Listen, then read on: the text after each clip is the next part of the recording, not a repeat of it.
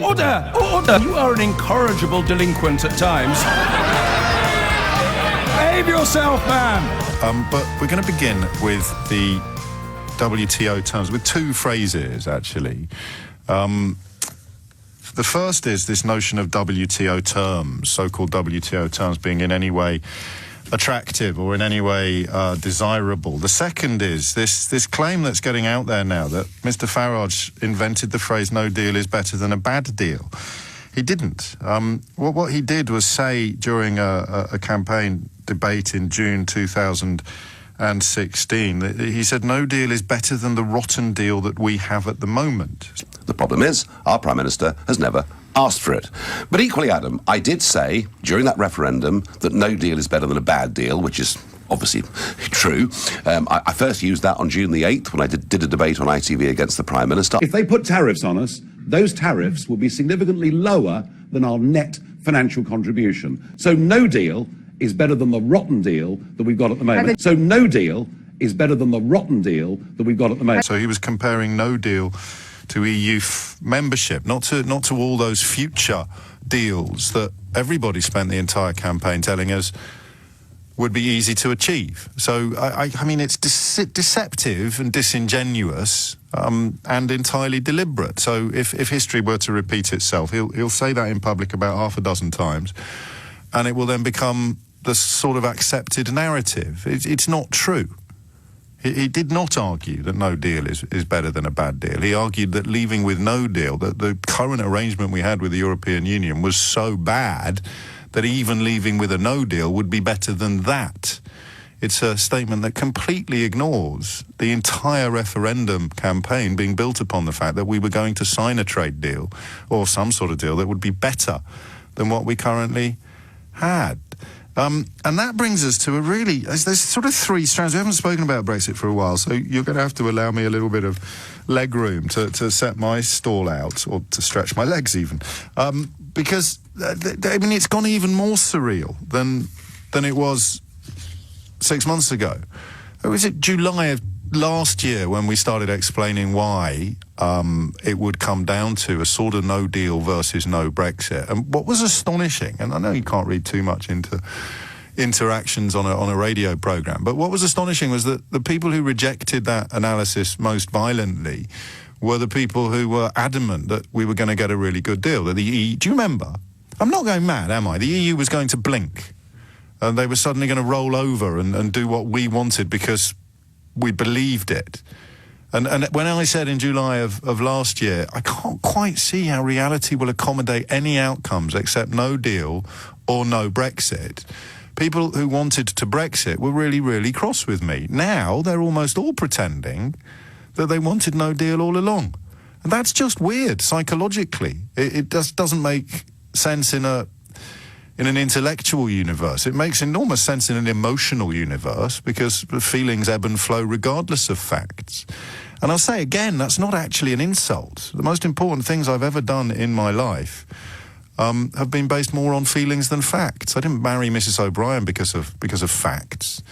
I don't adore the ground that my children walk on because of facts. I don't even love this job because of facts. I love this job because of how it makes me feel. I love my wife because of how she makes. So we're a little bit quick to dismiss and denigrate feelings as being inferior to facts. I think in the context of politics, actual policy making, delivering achievable goals, of course facts are more important than feelings. But when it comes to winning votes and winning support, I'm afraid we're living in an era where anyone who doubts that feelings are considerably more important than facts has probably had their eyes shut for the last few years. So there's two areas there that are weird. This claim from Mr. Farage that he claimed or somehow argued for no deal in the context that he's currently arguing for it now is false, sadly.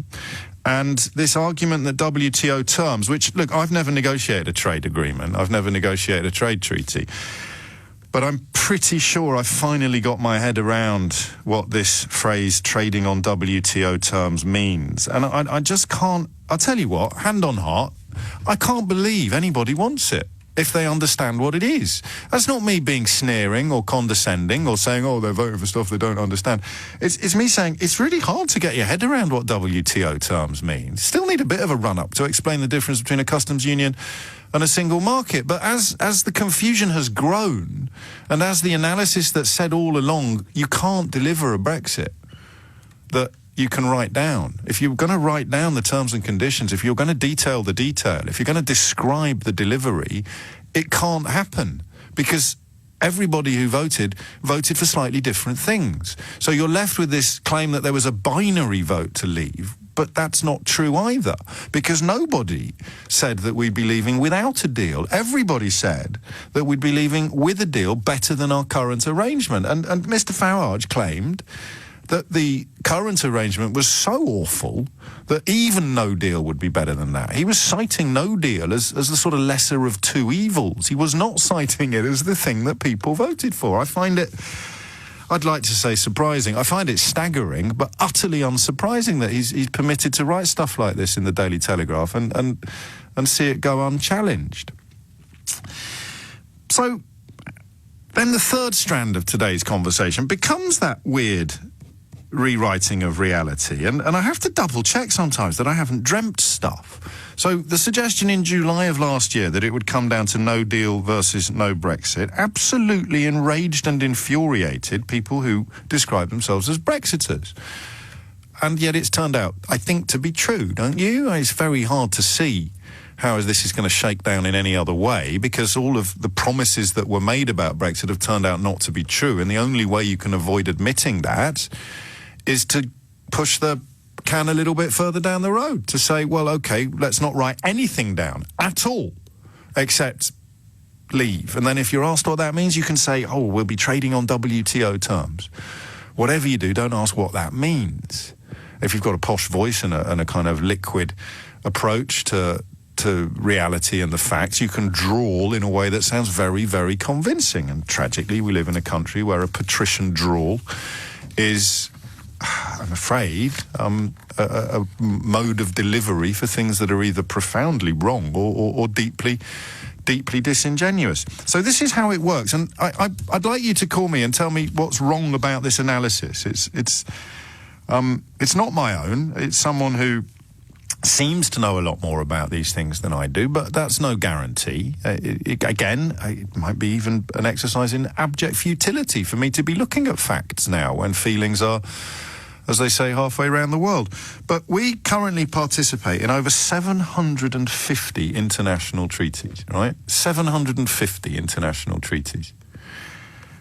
This means a huge number of them are trade treaties. They enable us to trade freely with the European Union, the European Economic Area, and over 40 other countries. So automatically, whenever somebody says, do you know the EU only makes up 15 or 20% of world trade, they're completely ignoring the fact that we trade with over 40 other countries as a result of our EU membership, and we have trade agreements in place with them. Now, these treaties don't just cover trade. All the other stuff that we've learnt about since June 2016 comes under these treaties as well, from airworthiness certificates to driver's licenses, citizens' rights, food safety, environmental protections, workers' rights.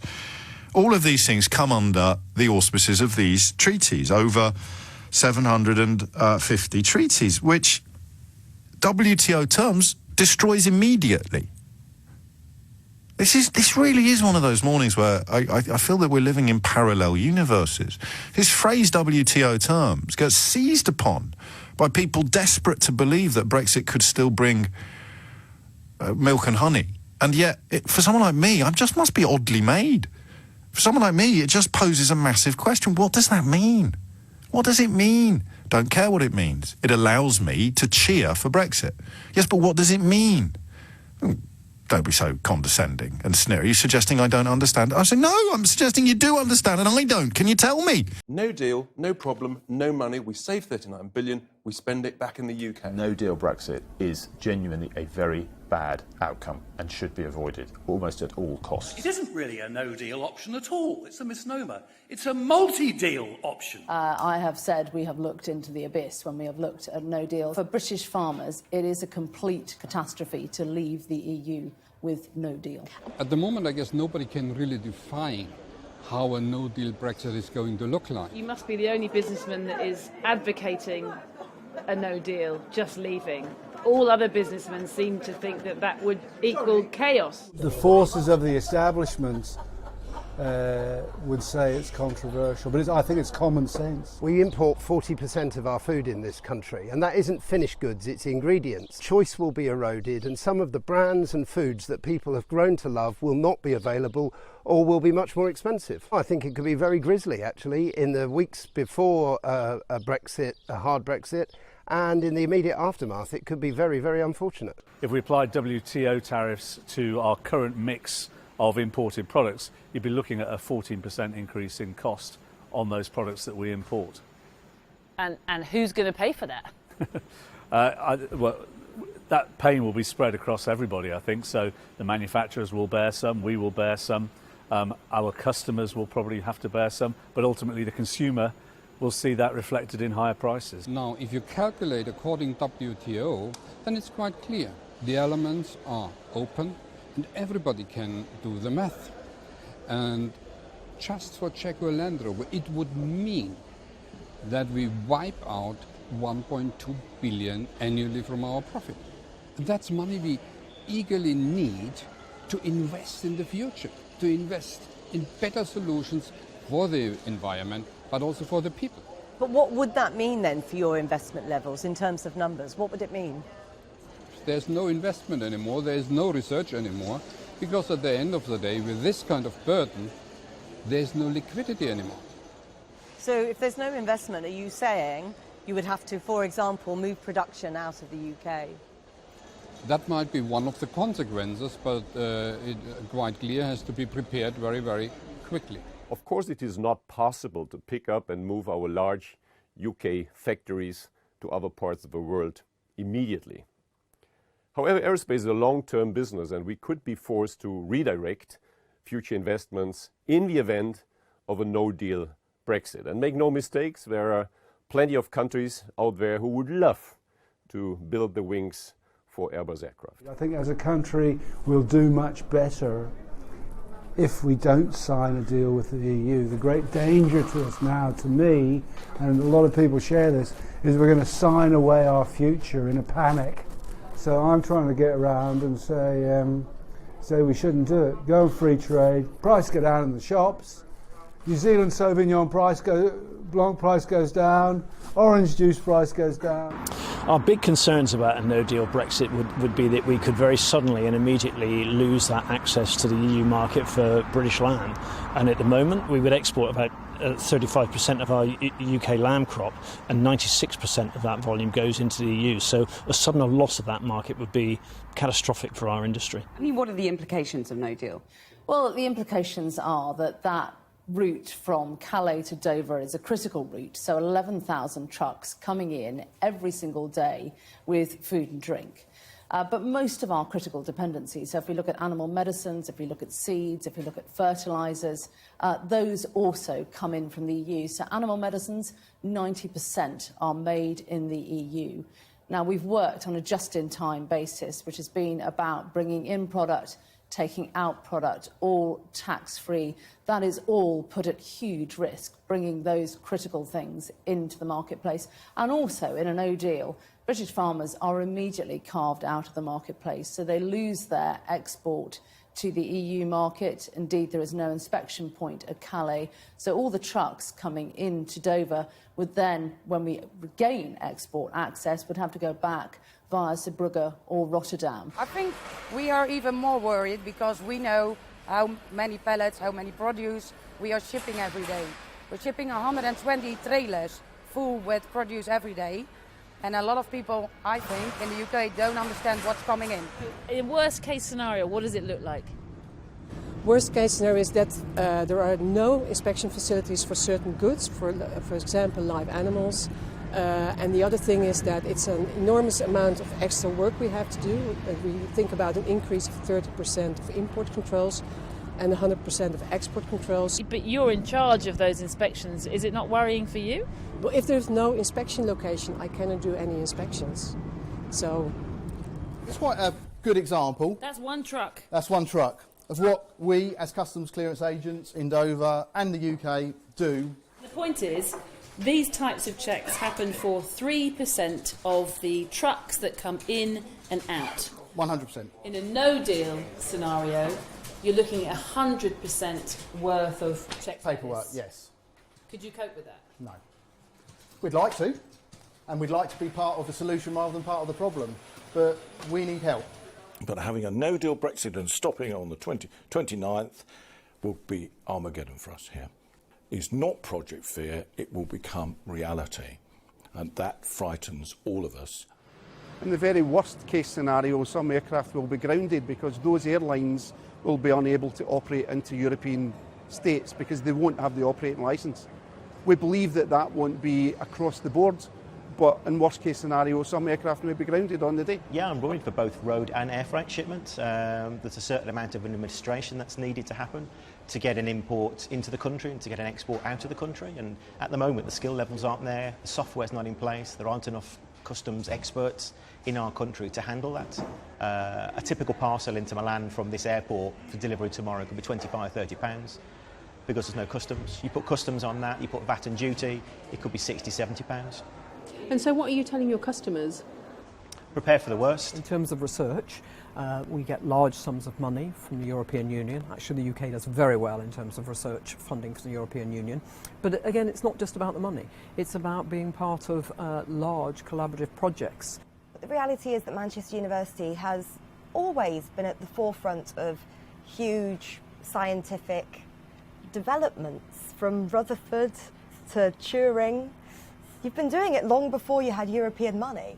We have. It's a little more difficult now, though. I think the days of the individual researcher are somewhat gone, and of course tackling big global problems now requires large teams of people with very different but complementary expertise. We're a leader within the biggest science bloc in the world, which is Europe.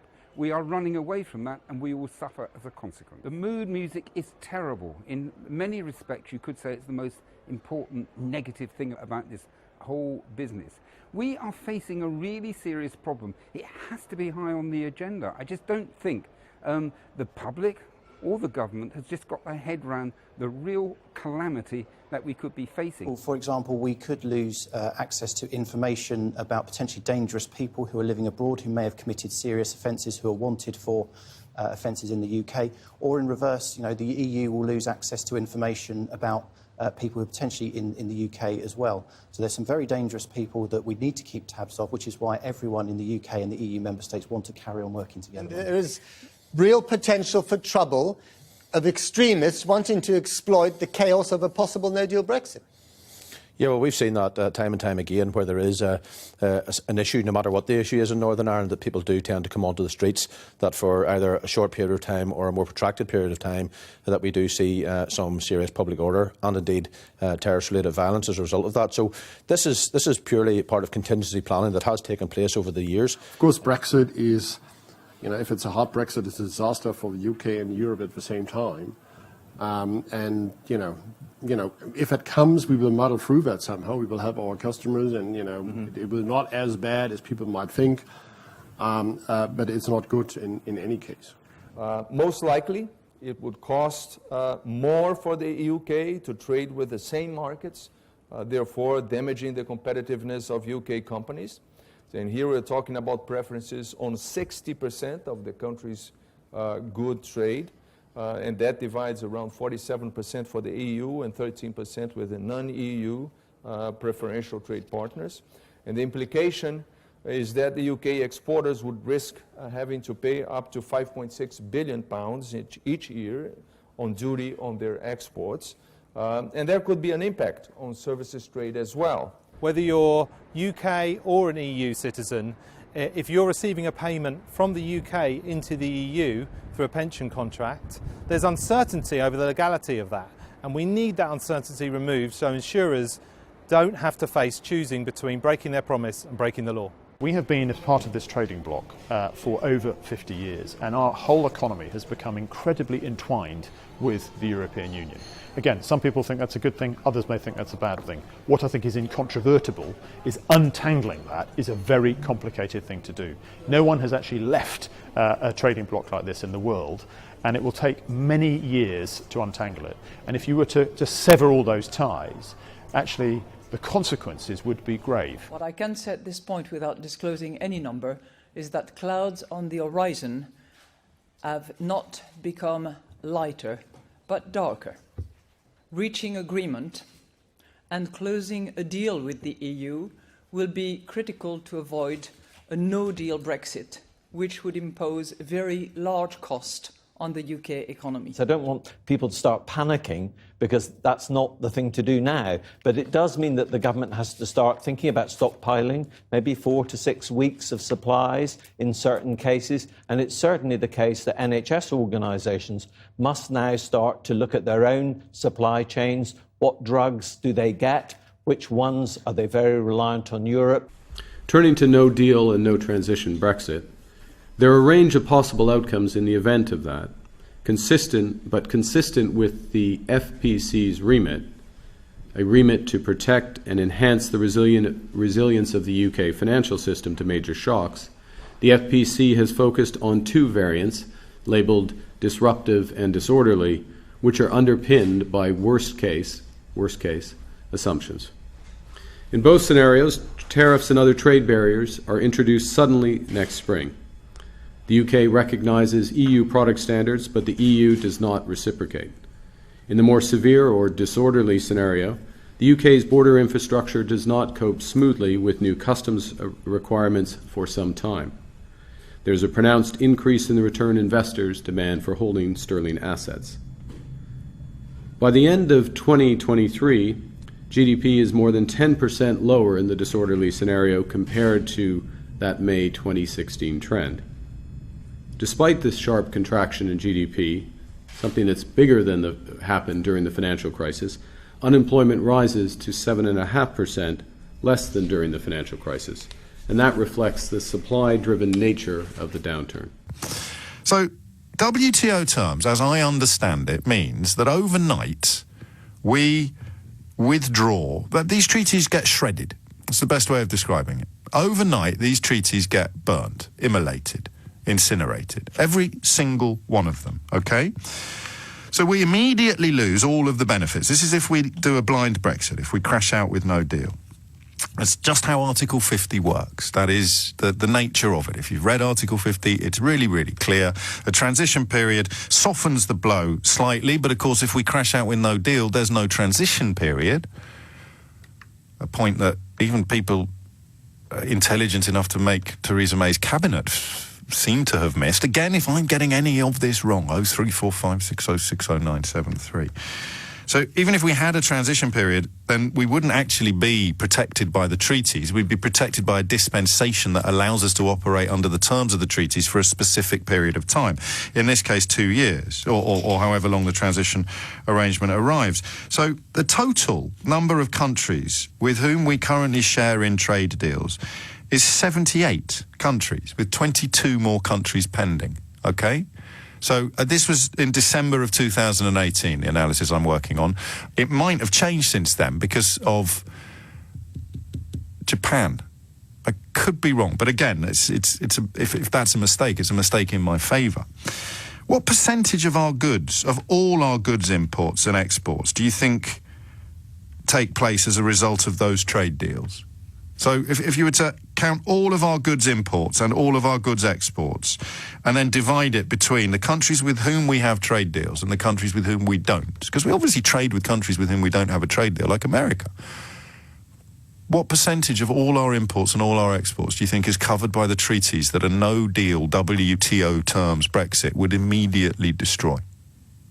I'll tell you after this. So at the end of last year, and it may be that we've signed 1 or 2 more trade deals as members of the European Union since, 60.7% of all our goods imports and 66.9% of all our exports were covered by the trade deals that we have with 78 countries, 22 more pending.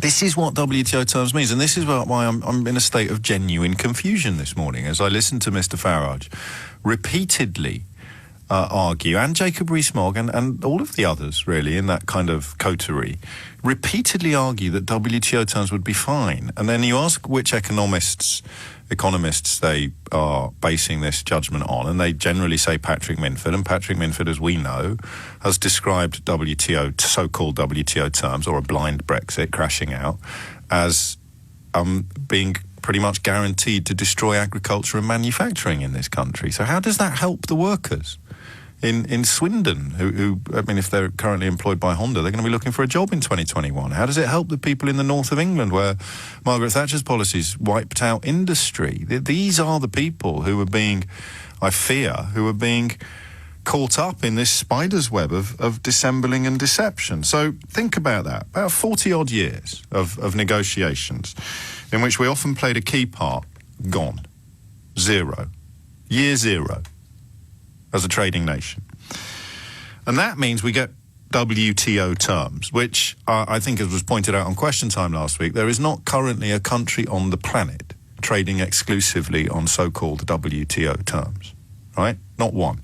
That's why every country on the planet is constantly trying to sign trade deals with other trading blocs on the planet, and we are currently members of the biggest.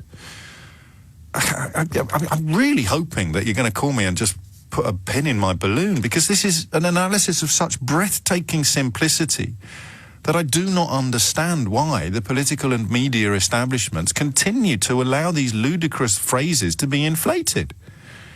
Well, I do know why. It's because they're delivered in a patrician drawl. So all of that gets scrapped the minute we crash out. It's gone.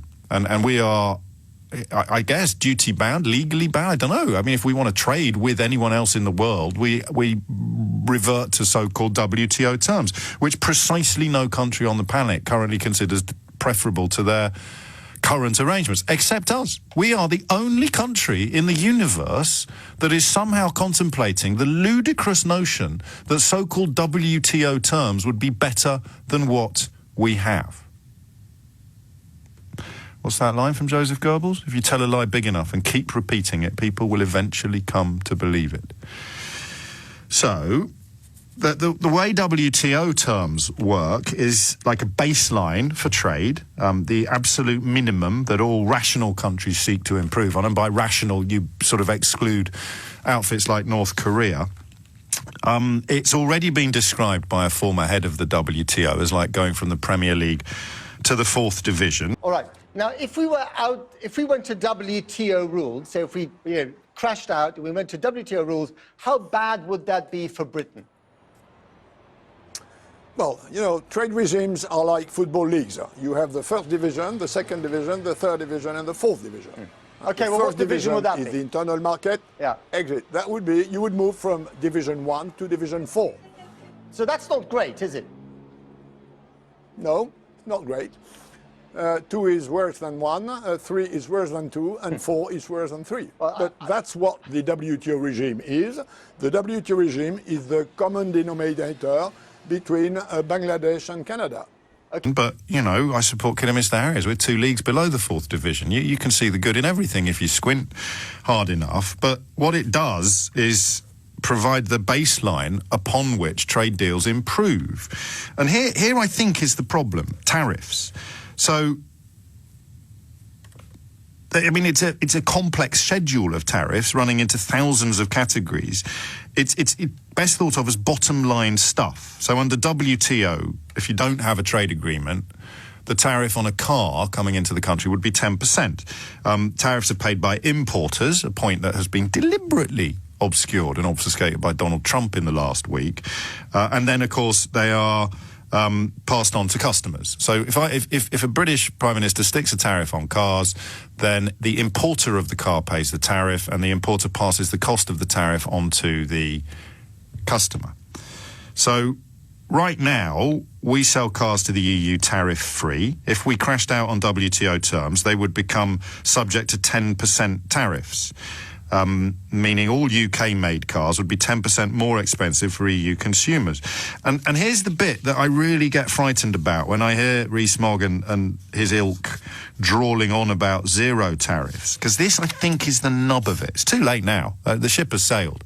It's going to take us generations to undo the damage that's already been done, but it's important to understand it before we all jump off the cliff. It's nice to know what a cliff is. So if you set a tariff of 0%, as these people say they're going to do, then most favoured nation status under WTO terms means that if one country gets that, every country in the world gets it, or at least every country in the World Trade Organization. So if you set a tariff of 0% on something that you want to bring in, this is why I think it destroys manufacturing and agriculture, right? You set a tariff of 0% on, and the example used in this analysis that I'm using is cabbages, then that's brilliant. We will actually get cheaper cabbages for a while because the tariff will be 0%. We can get, you know, cabbages from places that produce cabbages even more cheaply than the countries with whom we currently have trading arrangements. But if you're growing cabbages in Britain, they're going to be able to ship them in from places where people are being paid 2p a day.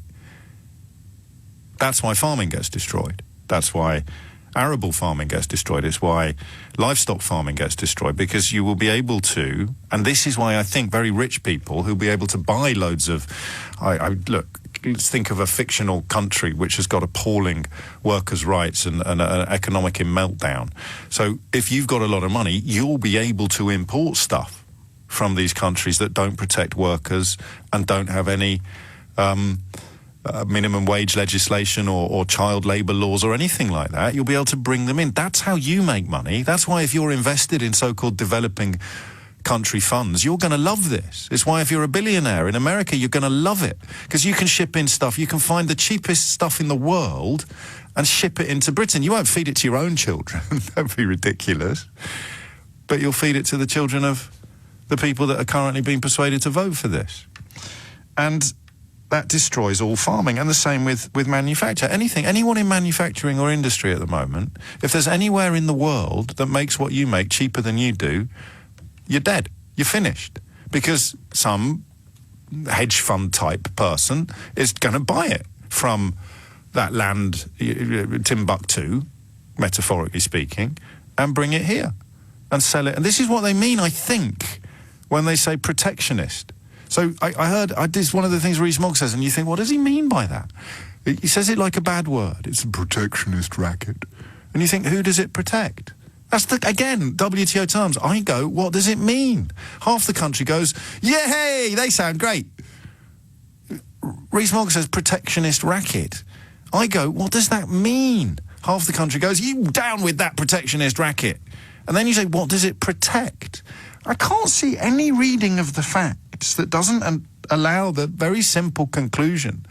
It protects manufacturers and farmers in Britain and in the United Kingdom from people on the other side of the world who might have everything from sweatshops to child labour to become competition overnight. The minute we crash out, all of these regulations and rules cease to apply. Anybody either growing or manufacturing stuff in this country becomes fair game for the most unprotected workforces and unprotected economies on the planet.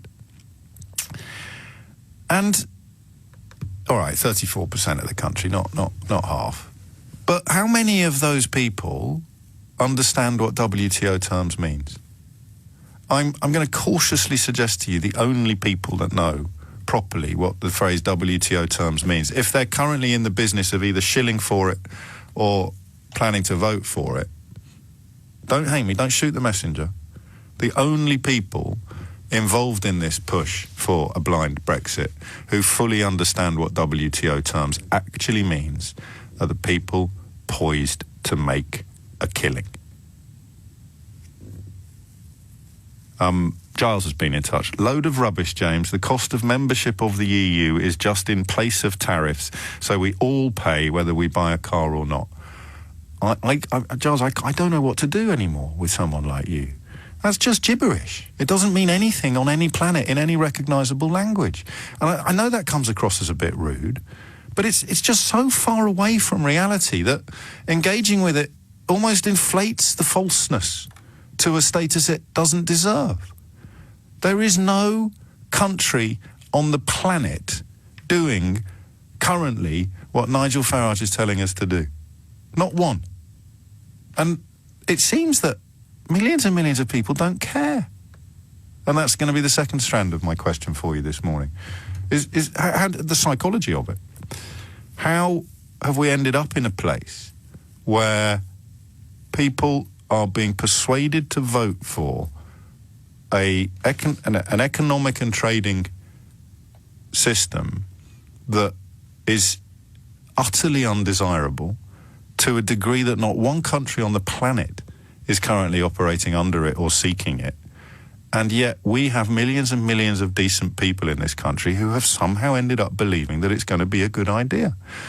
Any analysis at all eradicates pretty much all but the most boutique and high-end and niche manufacturing and agriculture.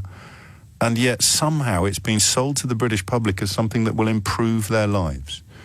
Now, for the billionth time in 3 years, please tell me that I'm wrong.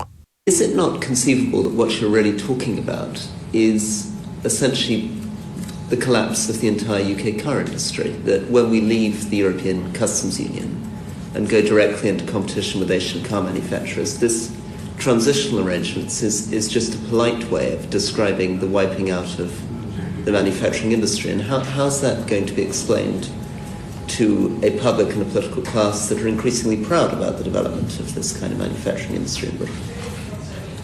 Well, I think that it's perfectly true that if you remove protection of the sort that has been given in particular to the car industry and to other manufacturing industries inside the protected wall, you have got you're going to have a change in the situation facing that industry, and you are going to have to run it down.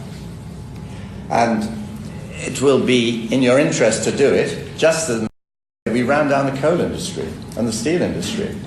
These things happen as evolution takes place in your economy, and in the long run they're in your interest. But you have, of course, to deal with the compensation problems along the route. You know, it won't be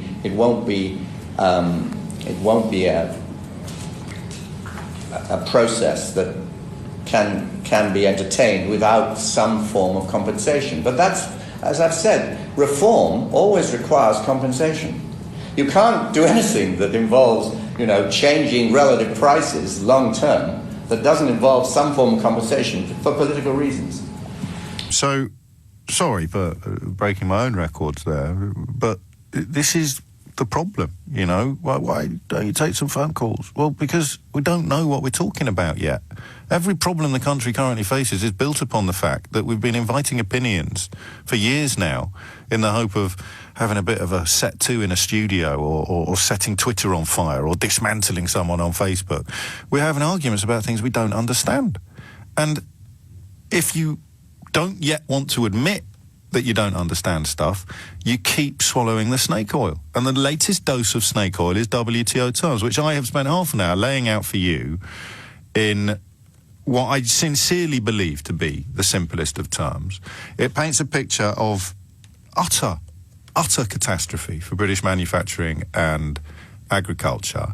Huge profits for a tiny number of people, both equipped and ready to import stuff to this country from parts of the world where issues such as sweatshops, child slavery, subsistence wages, appalling health and safety, all of those things would be fine. We already bring in some stuff from toxic countries like that, or toxic systems like that. Of course we do. I'm not saying that we don't. But that would be all we brought in, really, except for people with a few quid who'd still be able to buy their, Dutch tomatoes, albeit at a greater cost. That's it. That's all there is. That's all it means, WTO terms. Pascal Lamy, who ran the WTO, describes doing what we are being encouraged to do by people like Jacob Rees-Mogg and Nigel Farage. He describes it as deliberately relegating yourself from the Premier League to the 4th Division. Why would you do that? Answer, unless you're going to make a huge amount of money out of it, or unless your backers are. 0345 6060 973. I have never been more desperate for a caller to explain to me what I've got wrong. Chris is in Norwich. Chris, what can you tell us? Hello, James. I wanted to answer the second part of your question, which was the psychology of it. Yes. Why people are impervious to logic. I mean, it's obvious that what you say is right every day. But the answer I heard in 4 words that Nigel Farage said, and he was being interviewed not long after the referendum, and he was being faced with the obvious illogical consequences of what he was saying. Yes. But these 4 words he said are, you can feel proud. And I think that's what it is. That's why people vote. It's such a primal thing. Yes. You know, it's this sense of, you know, they've got all these believe in Britain slogans and everything, but it's this, their identity is so wedded into it. You know, you get headlines in the Daily Express saying, don't steal our Brexit. They've been convinced that they are nothing without Brexit. And when we've got a culture, you talk about religion quite often, you know, in a kind of generally post-religious society, people have, there's this kind of vacuum of this need to belong to something bigger.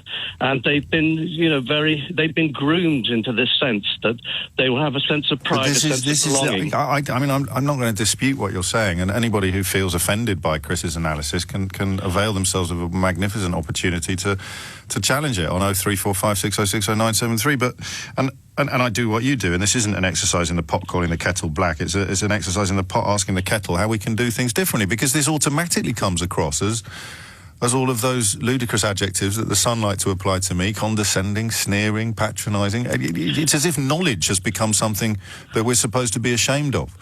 Okay, can I answer that? Because one thing I don't have is this kind of liberal guilt about using the word stupid. That is the N-word in our culture at the moment. You know, a lot of these people who voted Brexit, they don't like political correctness. Yes. But actually, our current political correctness, the N-word we're not allowed to say, is stupid. And when you hear that rate, you say, oh, you think we're stupid and all that. Everyone backtracks. No, we don't. No, we don't. Well, I do. What word would you use then to people who are troubled by what you're saying? What word would you use to describe people deliberately voting to destroy British agriculture and industry? I'm kind of with you on this, Chris. I can't think of a better word. Duped, but duped is just as insulting. Well, I think they've been groomed, actually. You know, what happened with Cambridge Analytica and those people, it was very devious, it was very calculated. Still going on. I've seen it in friends, you know, friends who I know, who, you know, neighbours who I've known for a long time, and suddenly I noticed straight after the referendum that their views had kind of morphed into something weird that wasn't their personality. And I remember a friend of mine who's in his mid-70s, who used to read the evening paper, was you know, decent with views, and then he'd come up with all this stuff about immigrants, and I thought, well, where does this come from? And then he came around to tea with us at Christmas time and was saying, oh, you know, Obama's a drug addict, and as soon as he comes out of being president, he and his wife are going to split up. I said, where do you get this stuff from? And he says, the tablet, his computer. He's one of these people who's been on the receiving end of all this.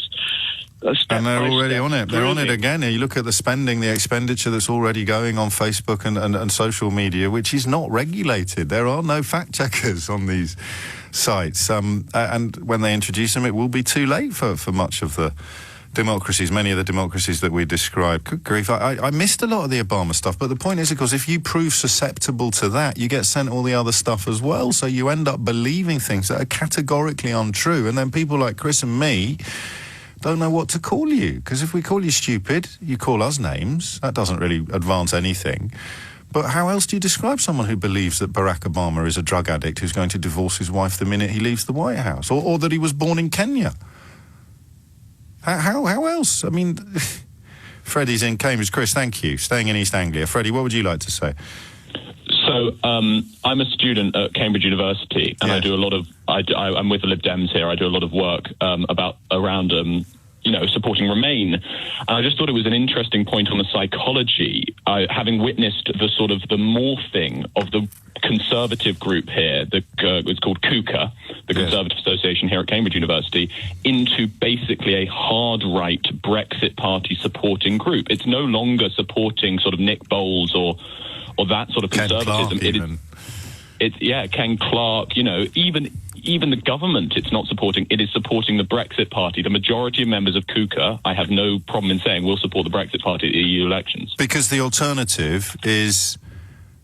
I mean, I'd have thought it'd be easier for younger people to admit that they'd got stuff wrong. It's not like they've spent 30 or 40 years believing that somehow we were going to be better off out of the world's largest trading bloc than in it. I look at friends of mine who aren't ever, I don't think, going to be able to make the final leap. It will always have to be somebody else's fault that the promised land never arrived. But what the people you're describing are doing are just changing profits. They're going on to the next fellow who's telling them the promised land is just around the corner if they'll only just believe more. Or go back to Brussels and say exactly the same things in a fright wig and a different accent. We'll somehow get a different result. That is... Well, actually, don't take offence, because you're clearly involved in student politics yourself, but people who get involved in student politics are always a little bit weird. You know, absolutely. And I think it represents a sort of always represents a slight caricature of the wider political situation. Yes, I like that. But I just find it quite scary, actually, how, you know, a room full of people who I have no doubt a lot of them have aspirations to become MPs. All and, of you know, them. So if they're in the Conservative Association at Cambridge, they'll all currently hope to become all of them, MPs. exactly. You know, would you talk to them? I mean, presumably there's some of them are your friends. Some of them used to be. Some of them I can't. You know, I talk to the Tories who are sitting there like me, despairing at the state of their own party. Right. But you know, the majority of them are just there. And if you ask them to explain what WTO terms means, what do you think? You can't. It's not based in fact. It's treacherous even to ask. Exactly. It's based in a sort of jingoistic, false British nationalism, and that is seen in the sort of jokes they make, which can just border on the frankly racist. And stuff they wouldn't have got away with 10 years ago. That's definitely they back in the wouldn't have gotten away mainstream. with 3 years ago. No. It's a shocking, just lurch to the right, and I think. But they welcome it, and I think this is the point, perhaps, that people like you and I miss.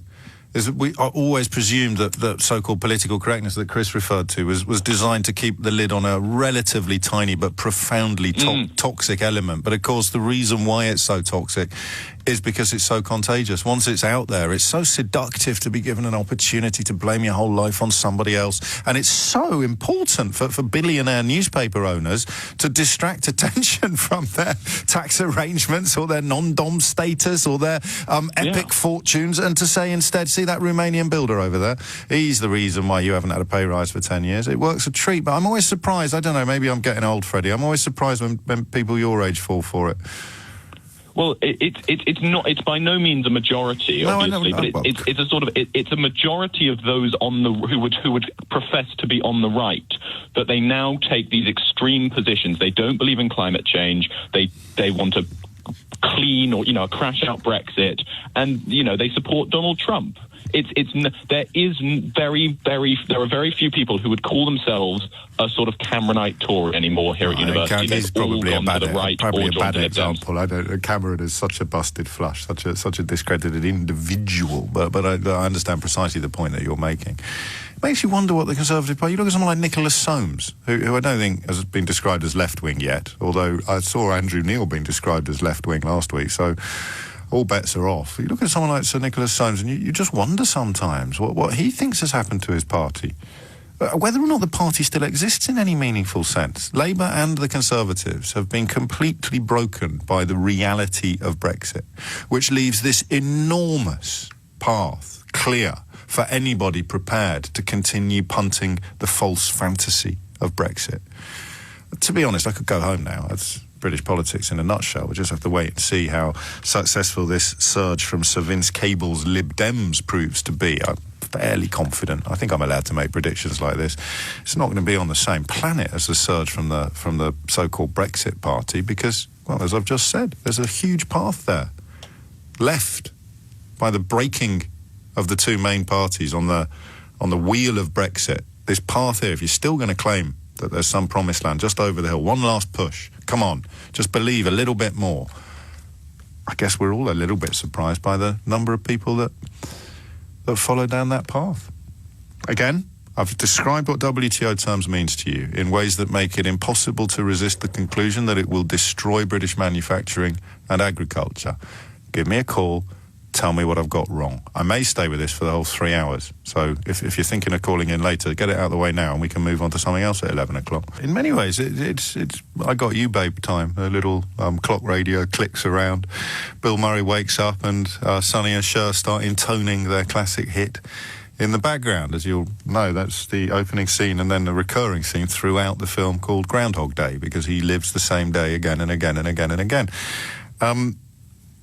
I'm very lucky, actually, to do this for a living, because if I didn't do this for a living, I don't know where I'd find the impetus to keep getting out of bed in the mornings as Groundhog Day unfolds once again. The answer in the case of Bill Murray, of course, is that he's motivated by love, ultimately. Initially by lust, but ultimately by love. And I think I am as well. You can laugh all you please. But I generally love people. I generally like people until they give me irresistible reasons not to like them. And I am what is called a snowflake, which means even when people give me reasons not to like them, I'm minded to give them the benefit of the doubt. I think the two events that changed my view slightly or shook my faith in human nature the most over the last few years were the fact that despicable Breaking Point poster didn't prove to be. But then I don't have research groups and secretly funded organisations looking into how these things play out on social media. And if I'd seen how well it was playing out on social media, I probably would have been less shocked to see it on a billboard. But I am who I am, as Popeye almost said. And the second thing, as you may know, is the response to the Grenfell Tower tragedy, when people, the sort of people who would have been quietly cheering that poster were, in a sense, quietly cheering the deaths of people in Grenfell Tower on the grounds that they happen to have been born somewhere else, somewhere other than Britain.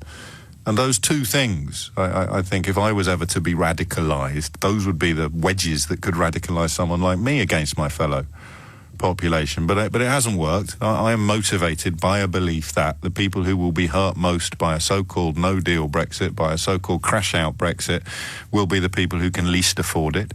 And I am convinced that the people who are championing and cheerleading for a so-called no-deal Brexit are doing so through either financial or political ambition, and nothing else.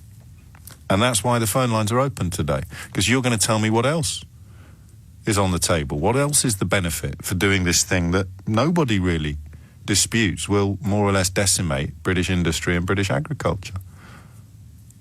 The fascinating areas, I would have said Dyson, but that'll sound like a gimme.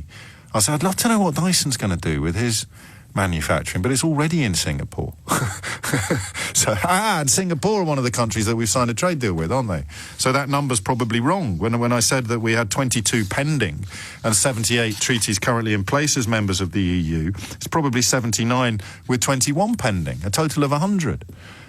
Here's Chris, who I'm sure is a top lad. O'Brien Muggins, 80% of the rest of the world trade on WTO. We already trade on WTO with countries outside the EU. Info from Nigel Lawson, ex-Chancellor. You know more than him, do you? No, I don't know whether I know more than him or not, but you haven't refuted anything I've said, Chris. And you can look it up. You can find me a country that has no trade agreements, which is what we will be the morning after a no-deal Brexit. You find me one country that has no trade agreements, and if you can't, then with the greatest of love, it's possible you might have misunderstood what you think Nigel Lawson said. Or send me a link to what Nigel Lawson said, and I'll talk you through whether it's right or wrong. That's what I'm here for. But if you can't find a country that is currently in the situation that 34% of this country, according to the last polls, are poised to embrace, then we've got a problem on a scale that defies politics and lurches in purely into psychology and religion. There is no country on the planet doing the thing that we're being told we should do. Why not? How can people not ask themselves that question? Well, hang on, if this is so great, how come no one else is doing it? Oh, well, we may be temporarily ridiculous, but then we'll sign a whole bunch of brilliant new deals. To which you respond saying, what, 750 that have taken us 40 years to establish and see us ranked in the top 5 economies on the planet? Well, maybe not quite that good, but I might end up Prime Minister and my mate over there is going to make a fortune. That's all I've got. That's all I've got. And I've been watching this a lot more closely than anybody should have to. So if you think you've been watching it close and you've got something else, I'll bite your arm off. Or at least your ear, metaphorically speaking. Kate's in Kingston upon Thames. Kate, what's going on? Well, good to hear you talk about Groundhog Day, and I take on board everything you say. And everything you say, James, is right, and it's correct, and I have huge amount of time for you, and I'm campaigning very much for a good outcome. Is there a big but? Is there a but there is coming? a big but. I like big buts, I cannot lie. The big but is that your Groundhog Day is getting up doing this, and you say how much you love it, and I'm sure you do have a big influence, and although there's a lot of non-positive comments come out on social media about your programme from the other side. But they don't listen to it, Kate. Well, remember? okay, they don't. So they don't listen to it, but they have incredibly informed opinions about it. It's a remarkable, almost Brexity cognitive dissonance. Yeah. Okay. Well, the thing is, James, that your Groundhog Day and Leave voters' Groundhog Day, and I'm talking about the people who, and I do know quite a few, whose Groundhog Day, from the day they're born to the day they die, is getting up and thinking, I've got to drive that lorry, I've got to lay so many bricks, I've got to do that. Now, those jobs are physical, and they are very skilled. Now, those jobs take a certain amount of real application in physical, hard circumstances, and that is how those people feed their children, and they get themselves some sort of roof over their head. And I'll give you one example. Someone I know very, very well who, at school, and we've had long talks about this, realised by the age of 6 or 7 that all the good jobs, like the jobs that where you're able to express an opinion and you're able to have a job that you really, really like, because he was told that was not for the likes of him. Now, you think, that's all stopped now because we had Tony Blair. You're joking, aren't you? But I think that idea of people being told to know their place and things aren't for the likes of them is absolutely the reason behind Brexit. They're putting their trust in oily pseudo-patricians who are promising them a path to... Exactly, yeah, okay. I get all I don't mean to be rude, but how often do you listen to the programme? I don't have time to listen to the programme that much. That's fine. I thought so, because we cover this. 66. Hold on a minute. No. You hold on a minute. You hold on a minute, because you began by critiquing my programme and praising it, and then you went down a path that we go down almost every day. Okay, all right. So thanks for the heads up about things I've been talking about for 17 years. Tell me something that why you don't see that the people who see a pinprick of light, that somebody's listened to them. Again, we do. We completely understand that, but they're being lied to. So what we're going to have to do... So this bloke driving a lorry, if this bloke driving a lorry, if manufacturing and agriculture are decimated in this country, does his life get better or worse? A hell of a lot worse. But will he care? No. Because just as I said to you... Why not? Because, as the old Bob Dylan song says, when you ain't got nothing, you've got nothing. No, but he has. He's got a job driving a lorry. Well, the people in Honda are pretty smarting this morning. 3,500 of them in Swindon. Honda made its position. Honda made its position. I don't understand what you think you're... Okay, what I'm saying, James... People who think they've got nothing to lose will discover that they actually had quite a lot to lose. Correct. Well, we're on the same page. Okay, but what you and I have got to accept, which is going to be hard for us, perhaps not as hard for them, but hard for us, is that we are going to go through this cycle of history just as the Reformation. Now, I'll tell you a little bit. I wrote to Dominic Grieve quite a bit because I lived in G.K. Chesterton's old house as a charity case because my father was bankrupt and there were a lot of children. And I read the gruesome things that happened in the Reformation. And I realised, like a hammer blow the other day, when I heard on the radio that if you just hit a child with a hammer often enough, then when it's grown up, if it gets a slight tap with a hammer, it's going to overreact. Now, I've overreacted to Brexit in a way that you have no idea, because I have been desperate about this break from Europe. And I'm not talking suicidal, because I've never wanted to harm myself, but I have been out there in my head in another universe of horror of what could happen with Brexit, right? Because I've spent my early years reading in the Illustrated London News all the graphic detail of what happened when the Catholics and the Protestants fell out. Well, I wouldn't go back to the Reformation. I'd just go back to the 19th century. I'd just go back to the Victorian era. I think about children being deported to Australia for stealing a loaf of bread, and the hymns that they used to sing about a rich man in his castle, a poor man at his gate, God made them high and lowly. Yes, all of that. Right. You don't need to go back to the Reformation. I don't think we're going to start burning each other at the stake. You do, in a way, because that's the pinprick of light, is for the people who have no decent Groundhog Day. They're thinking, we're going to just wipe the slate clean, just like Henry VIII. Okay, from the church. I hear you. I don't know that there was democratic support for the Reformation necessarily. Although, of course, if Henry VIII had the social media forces in place that some of these people have, then they could no doubt have been persuaded that sacking all the monasteries to fill up his coffers was somehow going to deliver something wonderful, sunlit uplands to ordinary people. I apologise if I've misunderstood you. I would just caution anybody from critiquing the programme too closely if you don't listen to it. It's one of my hobby horses, in fact, to point out that the people who are going to suffer the most are the people who think that they've got nothing to lose. Factory workers, lorry drivers. It's a slightly patronising socio-economic analysis, but it holds true with the inequality research that's been launched today. So why are you doing this? Well, because I've got nothing to lose. Have you got a job in agriculture or industry? Manufacturing? Yeah. Okay. Well, fingers crossed. Here's a thing, just in the context of other news today. The findings published today, I think, by the TUC show that the average worker is about £17 a week worse off than they were a decade ago. Salaries for bankers and others in the finance sector are up by £120 a week. So just referring back to the last call, which I got a bit confused by, but I'm sure that was my fault. How does the average worker who is £17 a week worse off than they were a decade ago emerge from a so-called no-deal Brexit that everybody accepts will decimate agriculture and manufacturing in a way that will render their life better than it is now? And I'm somewhat embarrassed to tell you, no one really is challenging the analysis, which means that you have to wonder, what do you think, if you're thinking of voting for a no-deal Brexit, what do you think WTO terms means? 0345 6060 973 is the number that you need. Bob's been in touch. He says, I love listening to you. I love your whinging, whining, doleful voice every day. It makes me feel great. Thank you. Bob, you're more than welcome. But I would stress again, I'll be fine. I'm a middle-class professional who lives in London. And works in communications, as it were, works in things you can't touch or feel or pick up. That's not manufacturing or agriculture, Bob. So my whinging, whining, doleful voice is a patriotic concern for people who are going to be hurt much more than I am by something that is unnecessary.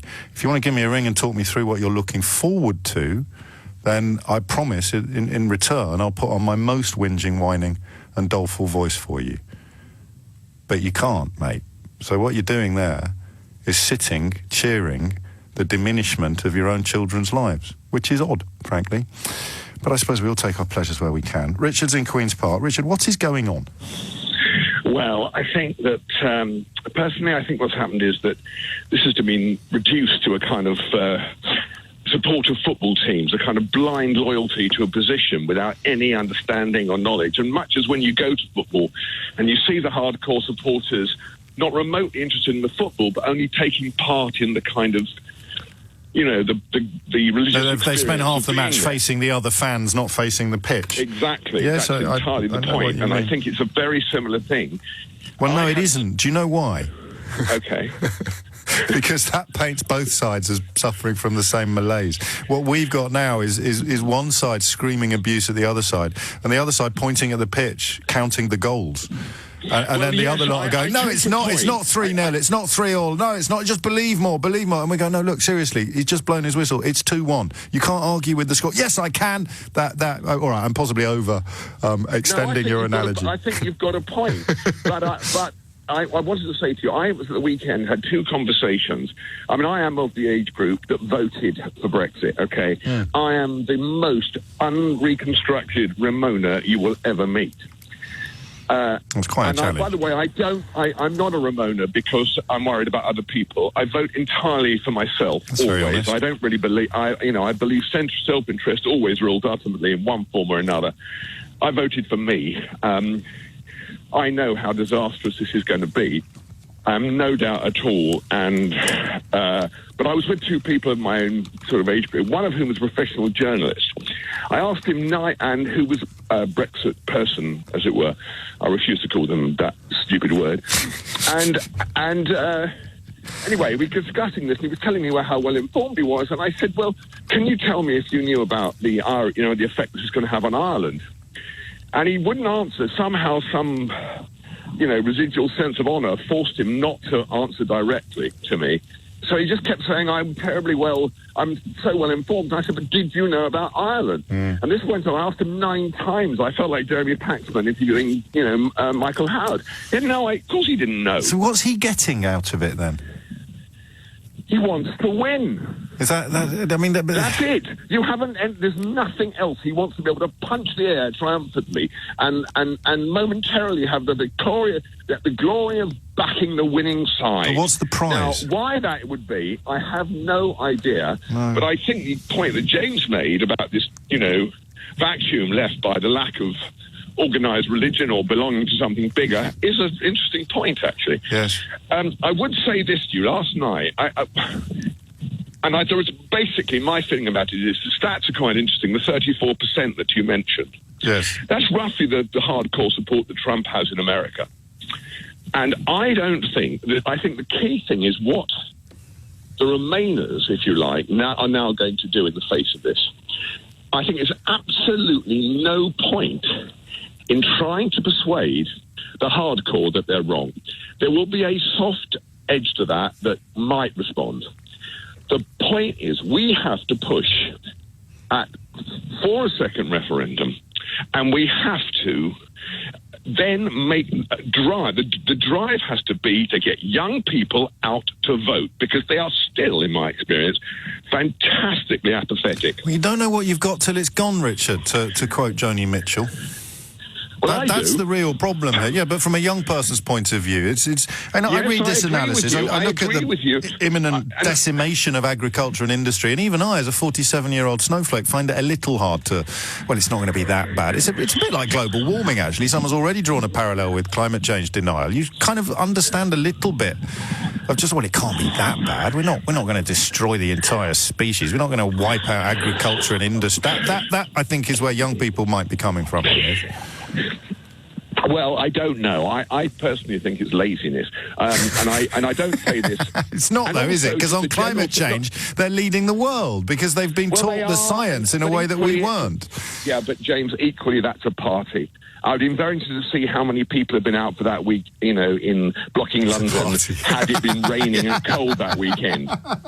Do you know, you're my favourite caller for a while. Let me tell you why. I'm not. Look, I want to say this is an important thing. Last night, yes, I saw Crispin Blunt, who, as you know, is a hardcore Brexiteer. Yes. And, by the way, one of 44 people I counted, Conservative MPs, who represent Remain constituencies. Yes. This just shows you how much of an anorak I am, because I actually went through and counted them. Fair enough. Who are Brexiteers. One of whom, by the way, incredibly, is Steve Baker. Yes. Okay, but anyway, and he was talking. I mean, I honestly felt to me like he was I feel a bit like your therapist, but I'm not going to interrupt you again. Sorry, he was talking about the possibility of the Conservatives joining up with the Brexit Party. Genuinely, on Newsnight last night, and I sat there thinking, I was just dumbfounded by this.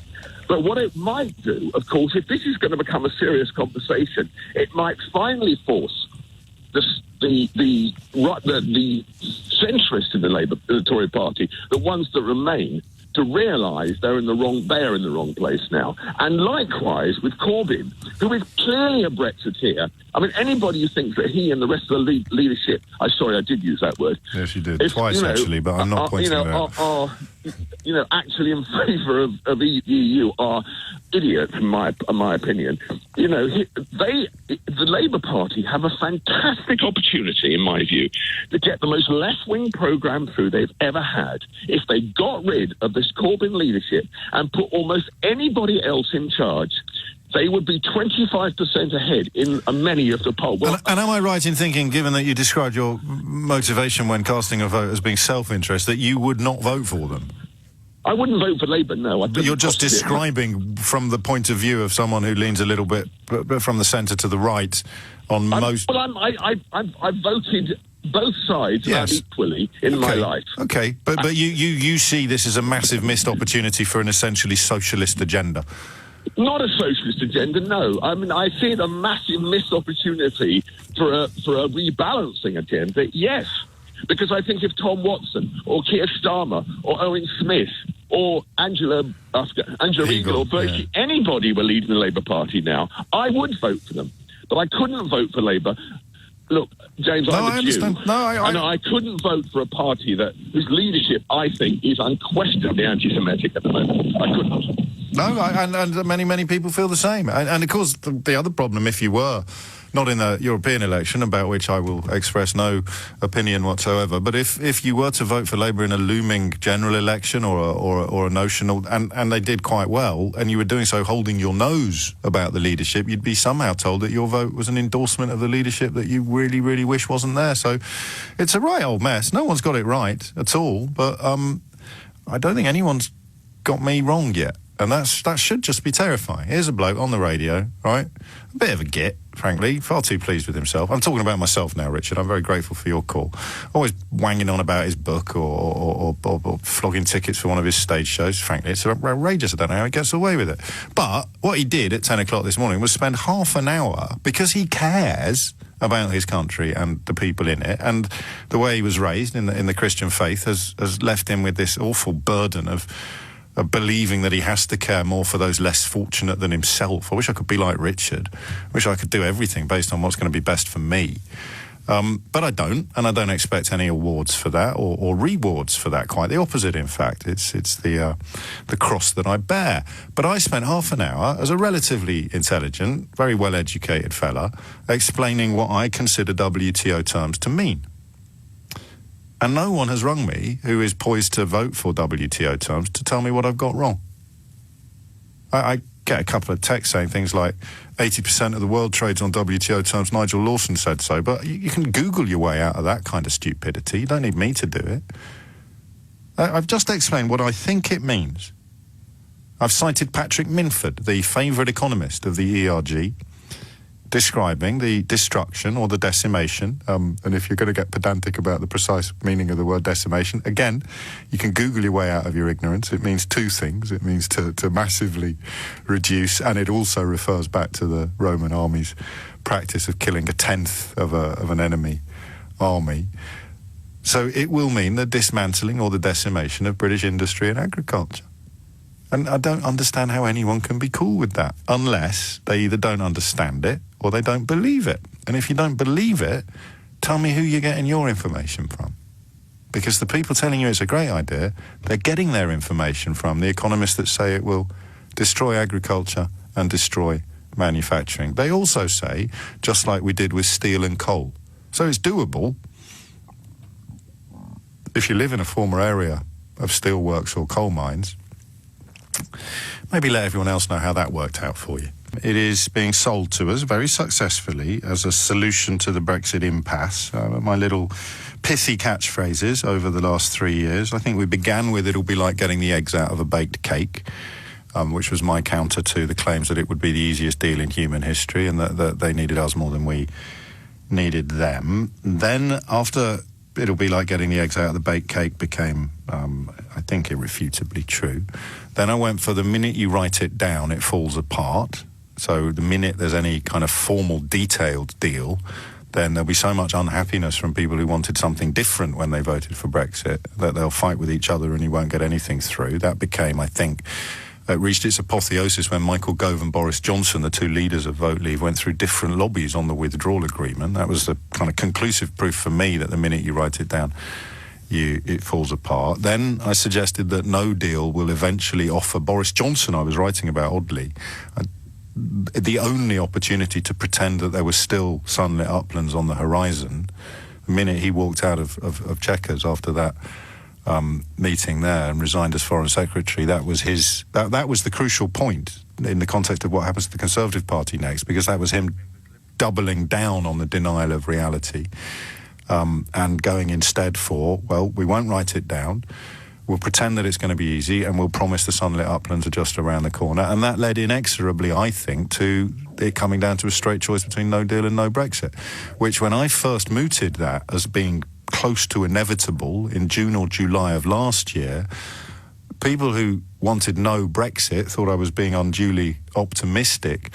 People who wanted Brexit claimed that I'd completely taken leave of my senses. There was no prospect whatsoever of no deal being on the agenda because they needed us more than we needed them. They'd blink at the last minute. We're British after all. And all of those arguments, The same people who claimed that they'd blink at the last minute, that they needed us more than we needed them, that we're British after all, we just need to believe more, are now claiming that they wanted no deal all along. Nigel Farage comes along and claims that he was campaigning for no deal. That's not true. What he said once in one debate in June of 2016 was that no deal would be better than the deal we have now.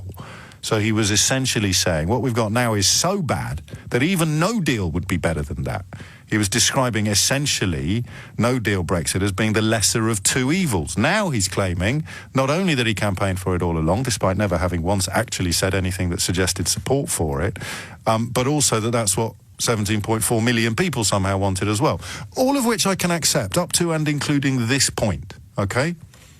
There's not a country on the planet currently trading on the terms that we're being told to embrace. And Pascal Lamy, who ran the WTO, that's quite a big deal, no? Director General of the actual World Trading Organization has described the prospect of a no-deal Brexit as being a deliberate self-relegation from the first division to the fourth. Now, why would he say that? So if it's someone in the EU painting pictures of a unattractive future, you could, I accept, you could argue rhetorically that they're only telling these fibs in order to sustain or strengthen their own position. Why would a lifelong WTO man describe so-called WTO terms in such disastrous ways? Why? Why would he do that? And again, I don't understand why people don't ask themselves that question. Possibly you don't know. Well, you do now, so why? Why would the former Director General of the World Trade Organization describe what we are being encouraged to do as essentially disastrous? What's in it for him? He's the fella, I think, isn't he, that did the sort of whirly thing with his hand when Ian Duncan Smith was talking about the border in Ireland, the British border in Ireland. Why would he? There's nothing in it for him.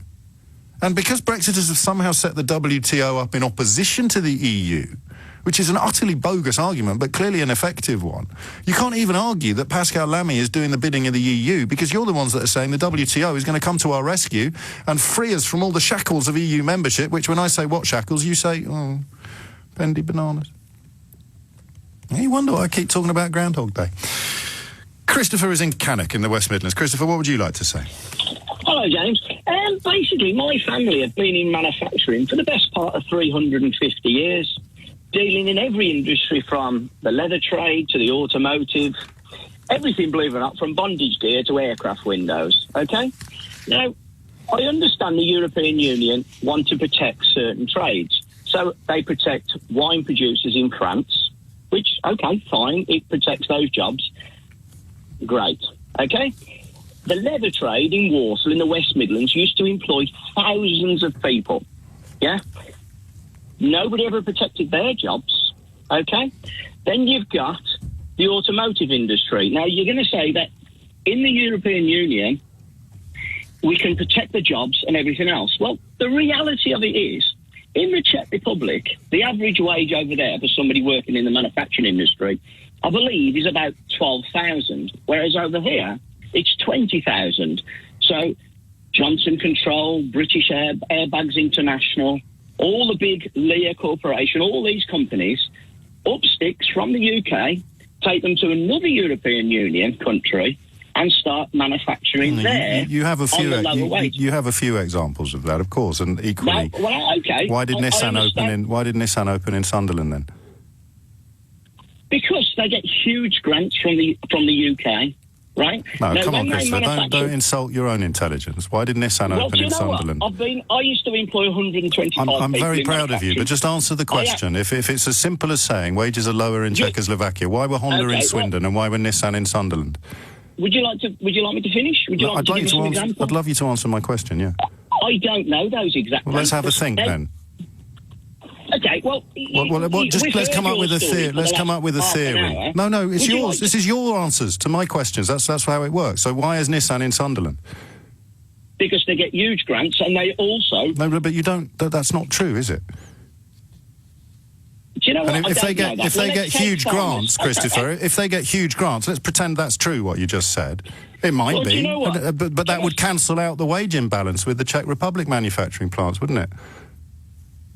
You're just picking one thing. Now let's take farmers, for instance. I'm picking the thing you said. You said automotive industry, didn't you? I didn't imagine that.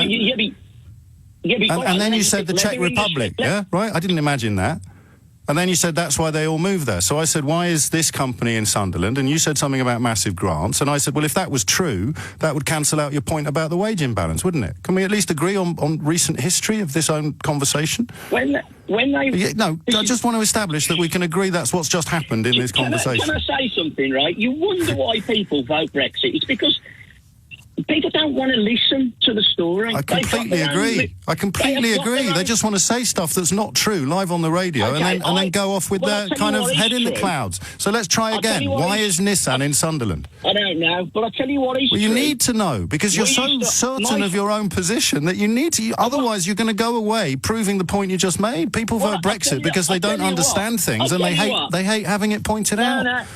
But you're picking one little point. No, you mentioned the automotive industry. You did, and you mentioned wages in Czech. I was going to mention farming, but you wouldn't let me finish.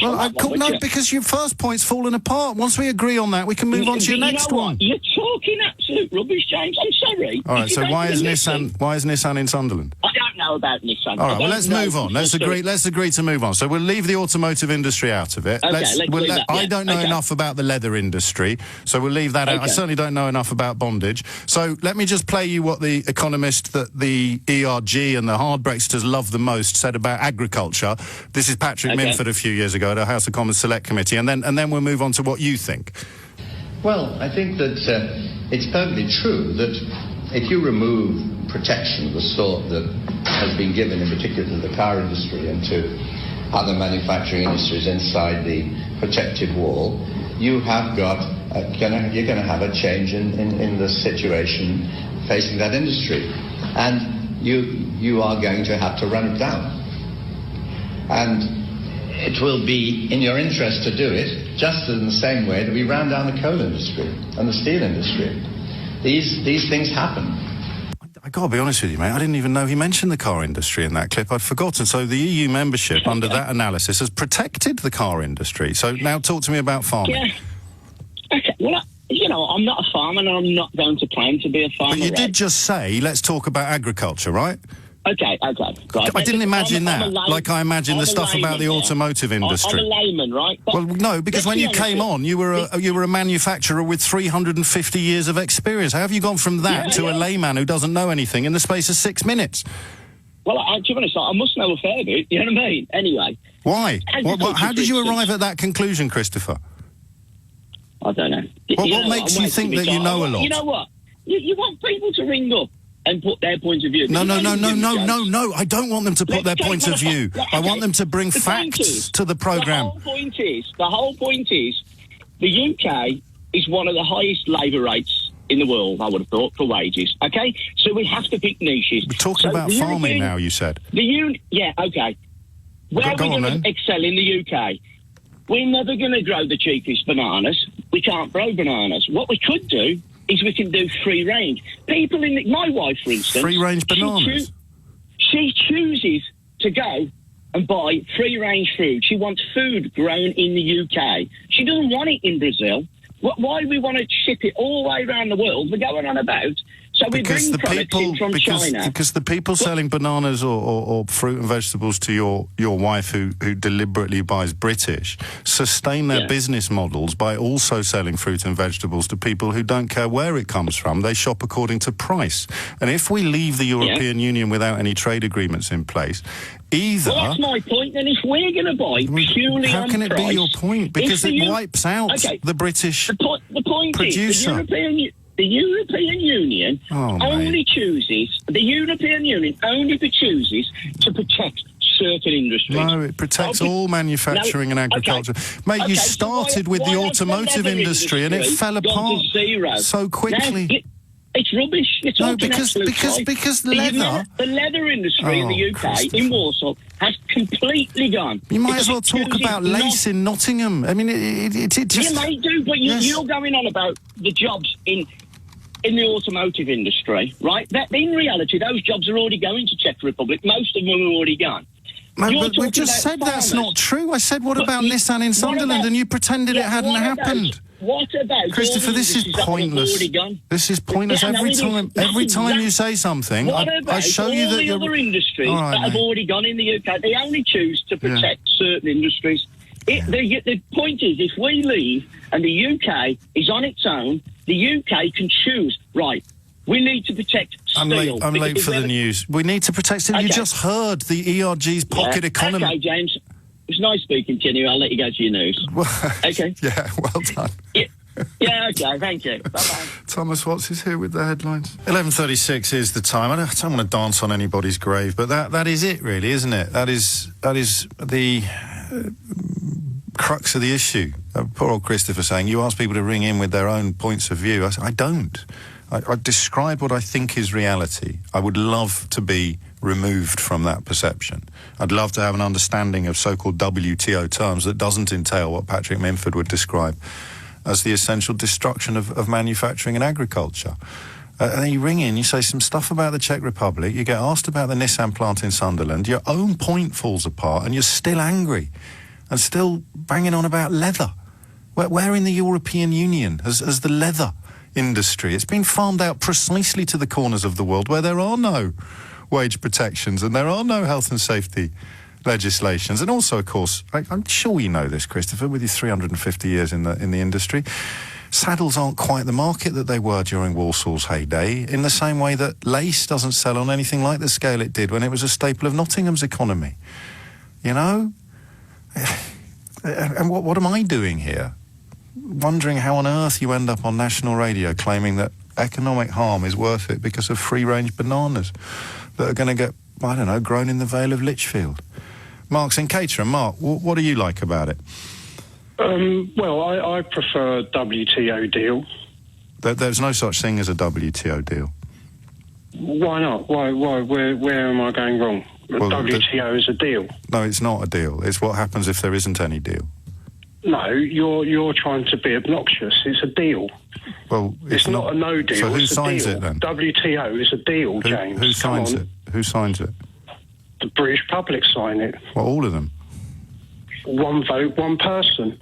It breaks the what about European the other monopoly. Half? Who else signs it? Who else signs it? The general public no, signs it. but with who? It's a deal with who? Between the British public and who else? With the rest of the world. WTO. So they sign it as well? The platform to trade with the rest of the world, including the European Union, who are bound. So why is no one else doing it? They can if they want to. Why don't they want to?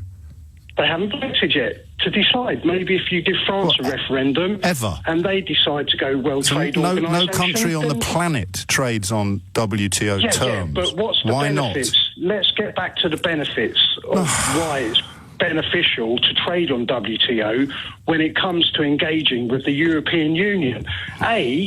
Juncker's going to be replaced, and yet one person, one vote, hasn't got the capacity to vote for the commissioner. Is that not true? We're talking about WTO terms. I don't understand where you think you've gone, mate. No, you're trying to... So how is being on WTO... No, I'm not. The conversation is about how anyone could possibly be in favour of something which all analysis... Because it gives the British public back the power to relinquish the price fixing that the European magnates are monopolising the British economy by. Right. How does that work? Wage constructions by the supermarkets. Which supermarket? All of the supermarkets, and that's not limited to food produce. That could be a car supermarket example. A car supermarket? Yeah, i.e. Nissan. How many Nissan employees receive family tax credit at the cost of the general public purse? I don't know how many. Nissan Tell me. is in profit, so that means Nissan shareholders... I don't know. I'm answering the question. I don't know. I'm admitting I don't know. You haven't listened to what I'm stating. I've listened to every syllable. No, you can tell from my face. What needs to happen is the National Crime Agency needs to go through the Chancellor of the Exchequer's front door and arrest him for stealing family tax credit money that's being siphoned out of the country in shareholders' profit. Okay. So it's been duplicated. So who's paying for these workers? The general public are paying. But the workers are the general public, aren't they?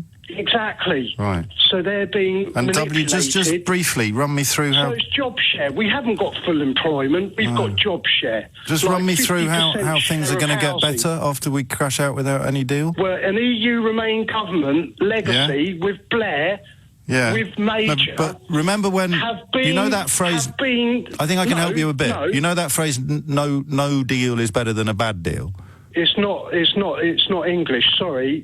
What's not English, it's Mark? WTO deal. No deal is Right. nonsensical. Is that not true? You can't speak English, can you, James?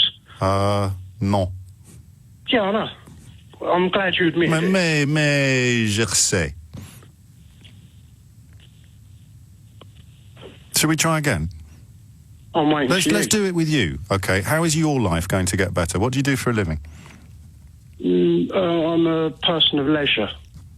So you're unemployed? No, I'm a person of leisure. So you don't have a job? Yeah, I do. I do voluntary. Okay, well, I applaud you for doing that, but you're not in paid work. And you phoned a national radio station to complain about the state offering some support to people who are.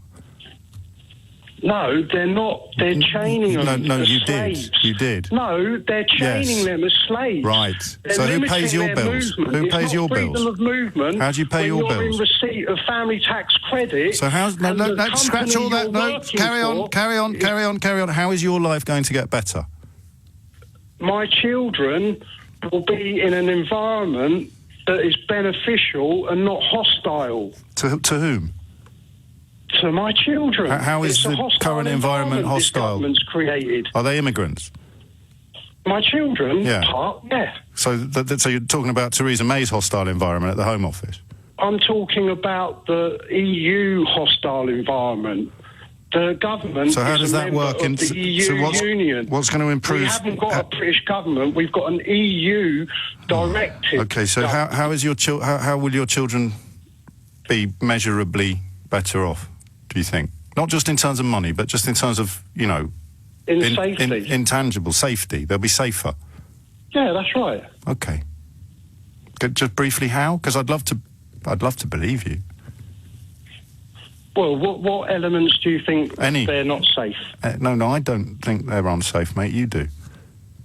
Why don't you think they're unsafe? Because I don't know what you think the evidence is for their lack of safety. Manchester Stadium blown up. Right. Yeah, a stadium in Manchester. How will children not being in the European Union have prevented that?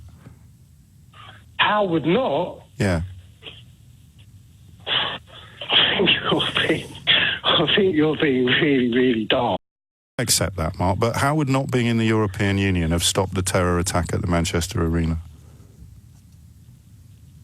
We would be able to get to the crux that non-Muslim terminology is a racist slur on British society. So which European Union countries are Muslim? It cuts across all fields of society. Okay, Mark. Can I ask you just once more? How would not being in the European Union have prevented the atrocity in Manchester?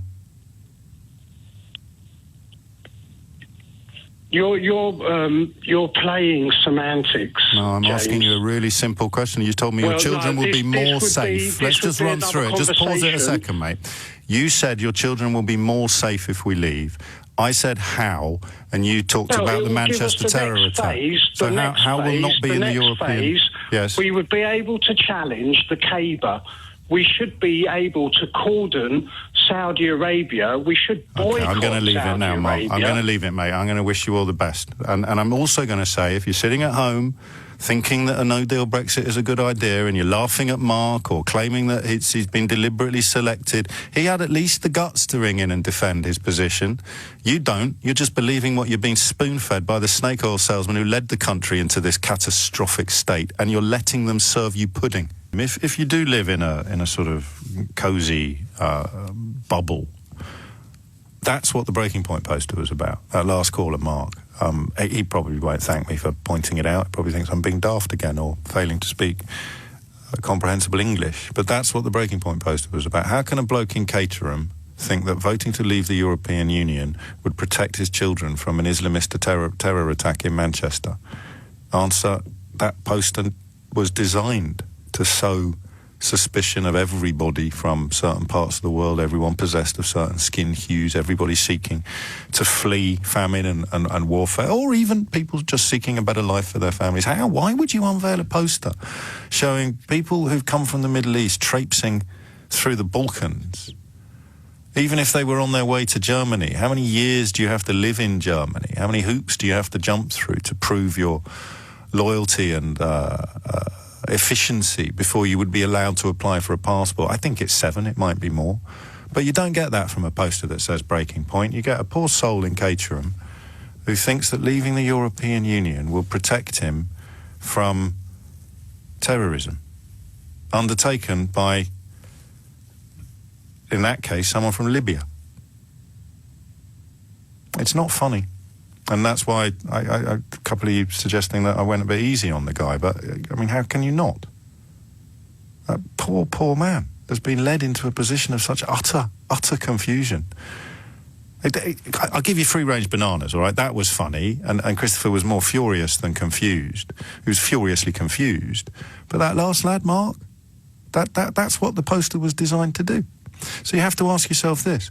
If you can only get over the line by persuading people like Mark that voting to leave the European Union would reduce the likelihood of a terror attack being undertaken by someone who grew up in Manchester but had his roots in Libya, why did they have to do that poster? If the economic arguments are so powerful, if the sovereignty arguments are so powerful, if the trade arguments, and I know they're no longer pretending that they are powerful, they're all saying we'll be worse off, and then adding for reasons that make no sense at all short term, why would they need that poster? There's your answer. To get Mark's vote. How many Marks are there out there? Razza is in Birmingham. Razza, what would you like to say? Hi, James. I'm first-time caller. You're very welcome. What's on your mind?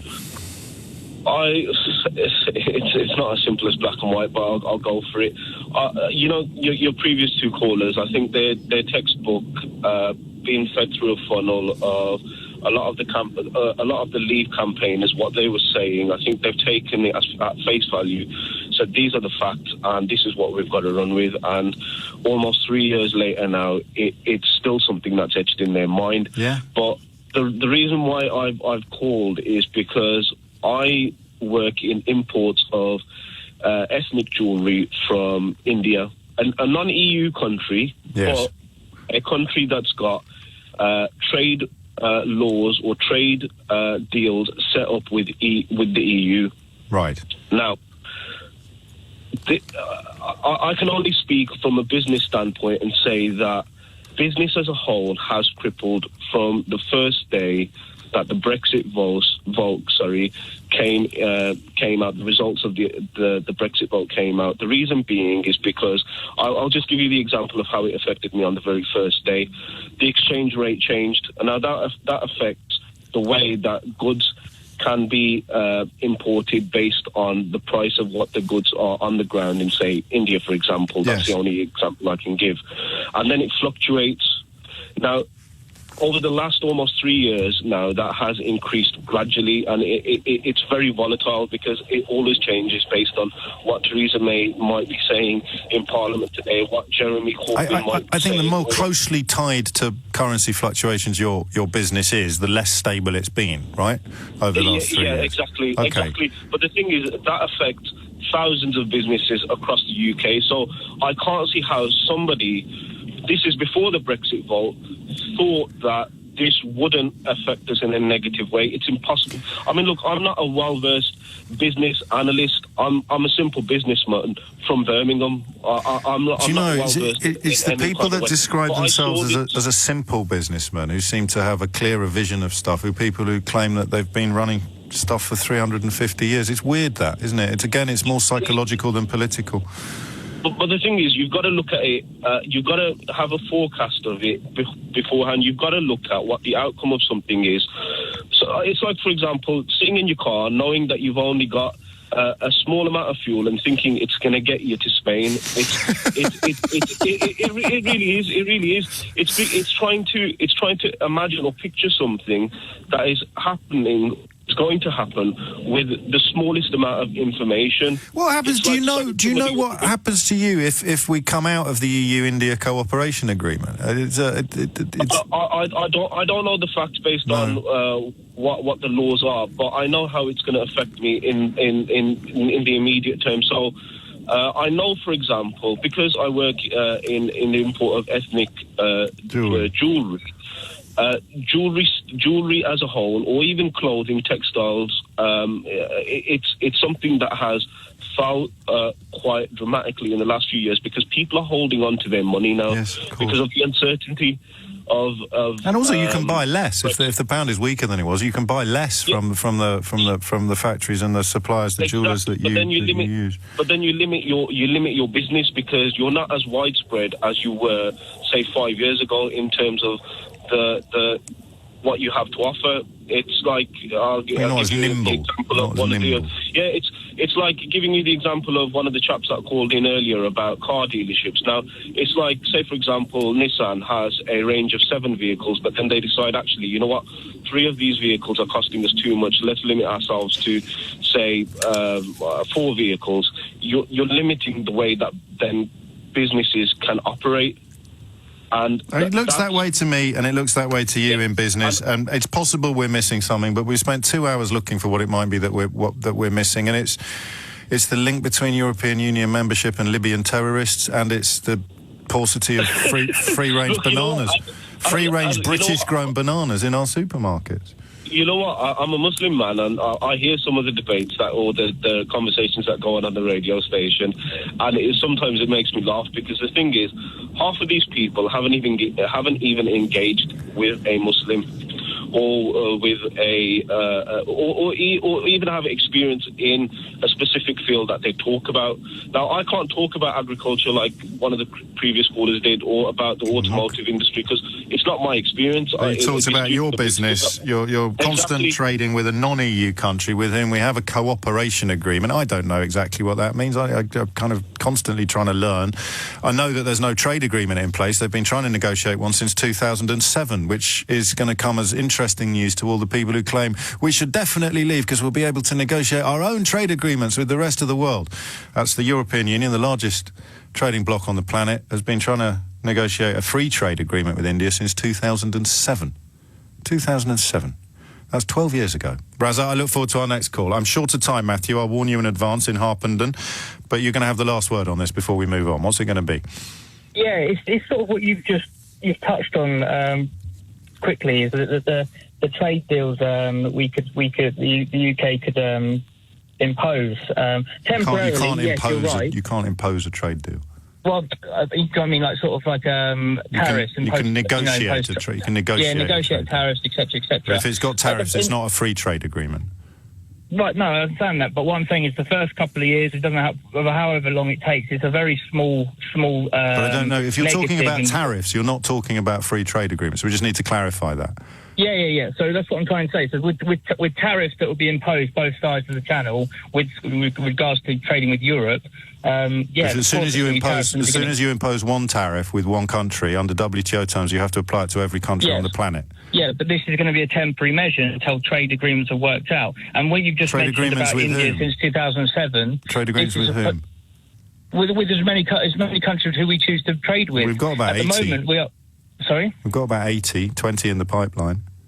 Yeah, but what I'm trying to get at is that we can put the throttle down and then work out some more trade with other countries. Which countries? Apart from the 80 that we've already got trade agreements with, because we're tearing those up. I don't know how many countries are in the world, but there's well over 150, 160 countries in the world. So we're not even dealing with half of them. What's top of your wish list? Would be top of my wish list? I don't know. Maybe something like Canada. We could work with. Canada have just signed a trade agreement with the European Union. It took about a decade to negotiate. Yeah, but this is what I'm saying. But how can that be better than what we've currently got, Matthew? No, but we can work something out. We're the fifth largest economy in the world. We've got 80 deals already in place and 20 in the pipeline. And we're the fifth largest economy in the world, arguably because of the trading arrangements that we currently enjoy. What, through Europe? You think that we're the size, we're the economy we are because of Europe? Well, I know that 60.7% of all our goods imports and 66.9% of all our exports are with the rest of the European Union, yes. Yeah, but that's what I'm trying to say. We could expand so much more so that we don't have to trade so much with Europe. We could trade with so many more other countries. Yes, the 80 countries outside the European Union that we already have free trade agreements with. Yeah, and then there's the other side of it as well. Legislations that we have to follow. Our courts can't impose rulings without it being pushed up to European Court of Justice as well. Name the law you can't wait to not have to obey anymore. Well, there's always things being pushed up into the European Court of Justice. Like with that, what's that? I remember, what's that baby that they were trying to fight to keep this baby alive? I've forgotten his name now, but last 2 years ago, that it went to European Court of Justice, and we couldn't. Our own. So what was the law there medical that you didn't opinion. like? Well, it's like certain rights and things that we have to abide by. What right don't you want anymore? I'm not a lawyer, James. So what I'm trying to get. But you're on national radio trying to claim that you've got a basis for what you believe, and I'm asking what the basis is. Yeah, what I'm trying to say is we are, like, for instance, I remember a lot of people remember the 50 watt toasters and light bulbs. We no longer can use that, make these sort of things because of the European Union. Certain things like putting ingredients in jam to make them more, which we made them more flavoursome. We had to stop doing that because of the European Union, etc., etc. What ingredients? What ingredients in jam? I'm just going to Google that. It was a colouring in the jam. How does a colour make something more flavoursome? Well, no, it was the way it was made, and we were told to change it because it didn't fit with the European Union. Yes, legislation. They thought it was carcinogenic. Sorry? They thought it was carcinogenic, usually, when we look at things that the European Union has sought to influence. A lot of the stuff that the European Union impose on us, like our fishing grounds. See, it was an E number, right? It was an E number. Some of them are approved by the EU and some of them aren't. Why can't we? If a nation chooses... No, you're right. Why can't we poison our population? Damn that EU for protecting us from the kind of stuff that unscrupulous producers... Mate, you were eating horse meat 3 years ago, pal. You want to be protected from producers that would put horse meat in your lasagna, or do you want to just remove all the regulations so they can stick whatever you want in your jam or your lasagna or your pot noodles or whatever it is you're having for your tea? I'd like to apologise to Rita, who's just tweeted in. I'm a fairly new listener to LBC and James. Listening to his callers this morning on Brexit, I'm gobsmacked. Do people really think like this? Do I live in a bubble? Whatever happened to critical thinking? Logic? I blooming despair. That, I'm afraid, is a classic example of condescending, sneering, snobbish. I can't even remember what the list is. Do you know who the real key constituency is when it comes to this support for a no-deal Brexit? Conservative Party membership. It's largely elderly people who've paid off their mortgages and have benefited from decades of economic booming since sort of the early 80s, I suppose. There was a recession in the early 80s. But they're the ones. And you tell me that the Honda workers in Swindon are looking back on how they voted and thinking, yeah, we got that one right. That'll keep us warm when we're unemployed a couple of years down the line. It is out there. And what's astonishing still after 3 years is all of the cheerleaders of it, just because they got posh accents and chalk-striped suits, they are no more informed or cleverer or wiser than the fella talking about free-range bananas or the fella talking about the terror attack. He was primed and groomed by that Breaking Point poster. Or the last bloke talking about light bulbs and jam. That was quite interesting because we almost all recognise now the need for environmental legislation. If we're a country of 50 million, then obviously the difference we can make is negligible compared to what we would do as part of a 500 million population. So any environmental legislation that applies to the whole of the European Union is by definition 10 times more effective than anything we could do individually. Same with jam. Jam. And that's it, isn't it? It wasn't actually the problem. That bloke doesn't give a hoot about light bulbs. Either he doesn't understand or he doesn't care. Somebody told him that he'd been ordered by a foreigner. Ordered by a foreigner. Not allowed my light bulbs because of some foreigners. And that's it. It's where we are.